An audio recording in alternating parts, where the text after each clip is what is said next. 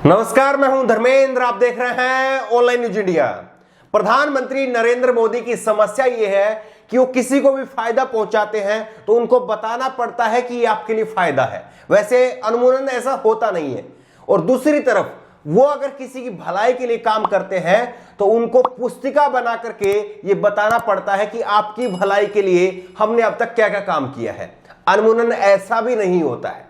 लेकिन आप यकीन नहीं करेंगे कि एक तरफ इतना बड़ा जन आंदोलन चल रहा है, किसानों का आंदोलन चल रहा है, और इसी बीच में नरेंद्र मोदी की सरकार ने 5 दिनों के अंदर 8 दिसंबर से 12 दिसंबर के बीच में 5 दिनों के अंदर 2 करोड़ ईमेल भेजे हैं।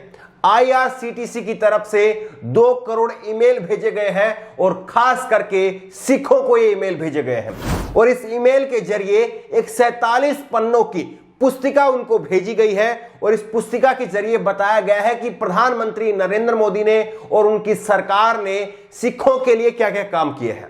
यह प्रधानमंत्री नरेंद्र मोदी को आखिरकार बताना पड़ रहा है कि उन्होंने सिखों की भलाई के लिए क्या क्या काम किया है। कितनी अचरज की बात है कि हर बार जो है उनको बताना पड़ता है। लेकिन सवाल उठता है कि क्या सिख यहां पर दिल्ली के अंदर जो प्रदर्शन कर रहे हैं, दिल्ली के अलग अलग बॉर्डर पर रुके हुए हैं, क्या वो अपनी किसी धार्मिक समस्या को लेकर के यहां पर डटे हुए हैं ताकि उनकी धार्मिक जो है वो बातें बता करके मोदी सरकार ये बता सके कि हम सिखों के खिलाफ नहीं है। सिख यहां पर किसान के रूप में आए हैं और किसानी को लेकर के, खेती किसानी को लेकर के जो मोदी सरकार ने 3 कानून बनाए हैं उनका विरोध वो कर रहे हैं। उस पर कोई बात नहीं कही गई है और बताया गया है 47 पन्नों की एक पुस्तिका बनाई है जिसमें मोदी सरकार के 13 फैसले बताए गए हैं कि सिखों के लिए उन्होंने क्या क्या काम किया है। उनकी इस पुस्तक का टाइटल हम आपको बता देते हैं। इस पुस्तक का टाइटल है प्रधानमंत्री मोदी और उनकी सरकार के सिखों के साथ विशेष संबंध। इस नाम से जो है ये पुस्तिका है, 47 पन्नों की पुस्तिका है।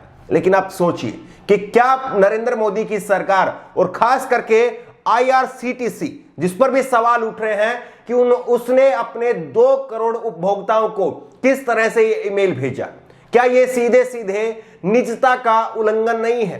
क्या ये सीधे सीधे उल्लंघन नहीं है? यह सवाल आईआरसीटीसी से भी पूछा जाना चाहिए और नरेंद्र मोदी की सरकार से भी पूछा जाना चाहिए। और आईआरसीटीसी की तरफ से इस पर क्या कहा गया है, बेहद मजेदार बात जो है उनकी तरफ से जो है कही गई है, वो भी आपको बताएंगे।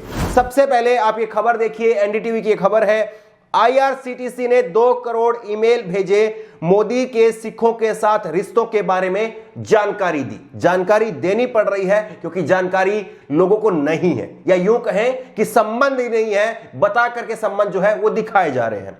पुस्तिका में 1984 के दंगा पीड़ितों को दिए गए न्याय, श्री हरमंदिर साहिब जलियांवाला बाग स्मारक को दी गई FCRA पंजीकरण की इजाजत, लंगर पर कर यानी जीएसटी नहीं होने, करतारपुर गलियारे समेत अन्य बात कही गई है। तमाम बातें जो हैं वो इस पुस्तिका में लिखी गई है ताकि सिखों को जो है ये हो सके कि प्रधानमंत्री नरेंद्र मोदी का और उनकी सरकार का सिखों के साथ में एक खास लगाव है। लेकिन कितना लगाव है ये तो दिख रहा है, कैसे जो है पुलिस ने उनको पूरी तरह से इस ठंड के मौसम में ठंडे पानी से नहला करके जब दिल्ली आने दिया है, ये सबको दिख रहा है। बहरहाल आईआरसीटीसी ने 8 से 12 दिसंबर के बीच करीब 2 करोड़ ईमेल भेज करके अपने ग्राहकों को प्रधानमंत्री नरेंद्र मोदी द्वारा सिख समुदाय के खातिर लिए गए 13 फैसलों की जानकारी दी है। यह केंद्र सरकार के 3 कृषि कानूनों के खिलाफ कृषक आंदोलन के बीच में किया गया है। अधिकारियों ने बताया कि रेलवे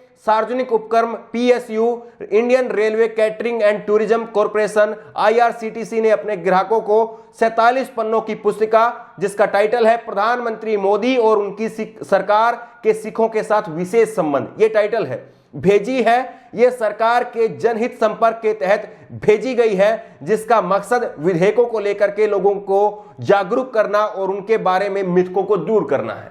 किस तरह से जो है प्रधानमंत्री नरेंद्र मोदी की सरकार कोशिश कर रही है। ये वही किसान है जो अलगाववादी है, जो वामपंथी है, जो खालिस्तानी है। तो फिर ऐसे किसानों को लुभाने के लिए भला मोदी सरकार क्यों कोशिश कर रही है? या अंदर खाने मोदी सरकार को ये पता पड़ गया है, ये खबर पहुंच गई है कि सिख जो है वो अपना जो है वो यहां पर डेरा डाल चुके हैं और लंबे समय के लिए डाल चुके हैं। तब जो है मोदी सरकार पीछे के रास्ते से इन सिखों को, इन किसानों को जो है मनाने की कोशिश कर रही है। ये तो आप खुद से समझिए।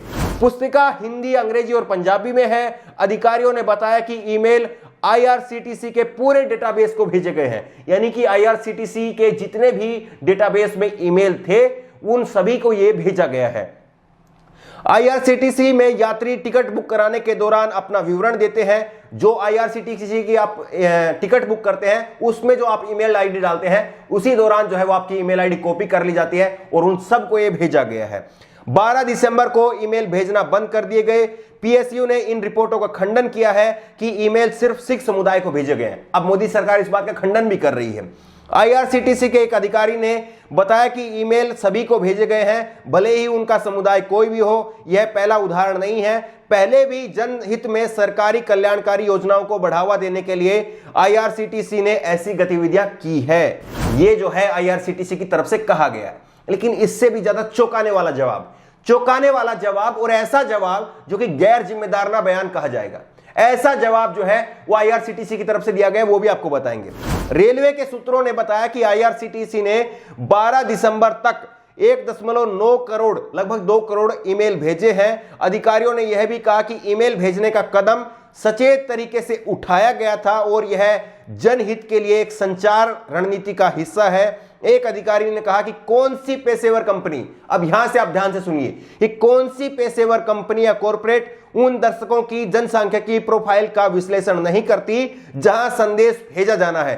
कॉर्पोरेट रोजाना जो करते हैं वैसा ही या उससे भी अच्छा एक सरकारी संगठन करने में सक्षम है, तो कुछ लोग हैरान क्यों हैं? व्यक्ति को खुश होना चाहिए कि वर्तमान सरकार जनहित में सूचना का प्रसारण करने में उतनी ही अच्छी है।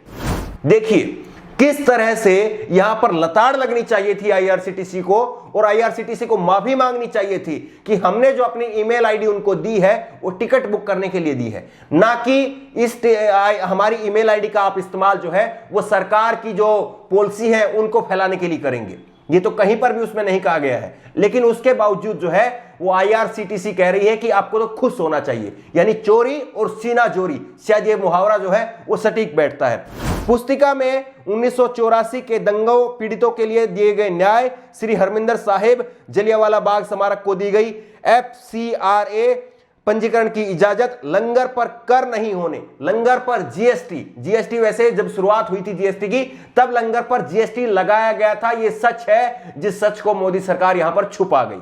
बाद में विरोध हुआ, कड़ा विरोध हुआ, उसके बाद में मोदी सरकार ने GST लंगरों पर से हटाई थी, यह भी सच है। करतारपुर गलियारे समेत अन्य पर बात करती है। मोदी सरकार ने जो 47 पन्नों की जो पुस्तिका है इसमें 13 फैसले तो बताए ही बताए हैं, साथ ही हर छोटी बात, हर छोटी बड़ी बात जो है वो इस पुस्तिका के अंदर लिखी गई है।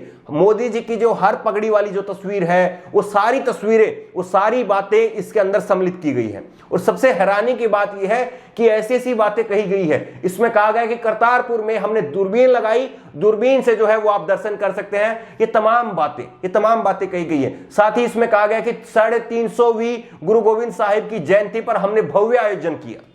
इससे शर्मनाक कुछ और हो नहीं सकता है। दरअसल कोई भी सरकार होती तो इतने बड़े आयोजन के लिए सरकार आगे आती ही आती है। और किसी भी समुदाय का हो, जब इतना बड़ा कोई जयंती होती है, 350वीं जयंती होती है, तो सरकार उसको सरकारी खर्चे पर मनाती ही मनाती है। ऐसे में मोदी सरकार ने कोई एहसान नहीं किया है, लेकिन हर छोटी बड़ी बात, उनके मुख्यमंत्री से लेकर के प्रधानमंत्री के सफर तक उनकी जो भी तस्वीरें रही हैं पगड़ी के साथ में, वो कपड़ा बांधे हुए जो भी तस्वीरें रही हैं वो इस्तेमाल किया गया है। लेकिन सीधा सवाल यह है कि क्या इसके जरिए मोदी सरकार ने नागरिकों की निजता का उल्लंघन नहीं किया है? और क्या आपको लगता है कि मोदी सरकार ऐसा करके सिखों का विश्वास जीत पाएगी और सिखों के अंदर कोई फूट डाल पाएगी? या आपको लगता है कि मोदी सरकार वाकई सिखों के हितैषी है जिस तरह से उन्होंने दावा किया है? आपकी राय क्या है? नीचे कमेंट बॉक्स में अपनी राय जरूर दें। और इसी तरह की तमाम खबरों के लिए ऑनलाइन न्यूज इंडिया को सब्सक्राइब करें, साथ में जो बेल आइकन बनी, जो घंटी बनी हुई है उसको जरूर दबाएं,